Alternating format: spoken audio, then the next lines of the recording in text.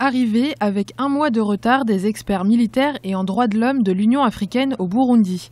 Les émissaires du Conseil de paix et sécurité de l'UA étaient attendus il y a un mois afin de vérifier le désarmement de la population et le respect des droits de l'homme. L'Union africaine accuse le gouvernement burundais d'avoir retardé ce déploiement afin qu'il débute après les présidentielles du 21 juillet.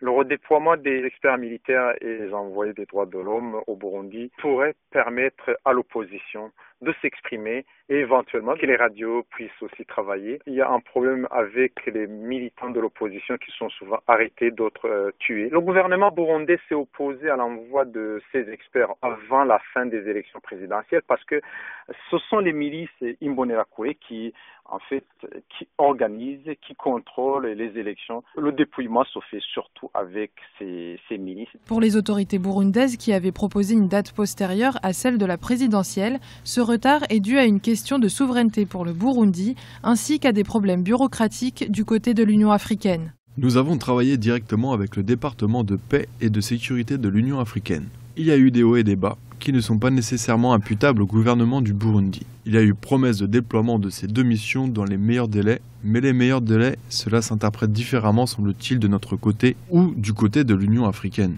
L'opposition burundaise espère trouver un écho en ce déploiement de l'Union africaine qu'elle espère facilitera la reprise du dialogue politique sous l'égide du ministre ougandais de la Défense. Agathon Rwasa, l'un des leaders de l'opposition, appelle le président Pierre Nkurunziza à former un gouvernement d'union nationale s'il était élu pour un troisième mandat. Une proposition à laquelle Pierre Nkurunziza s'est déclaré favorable.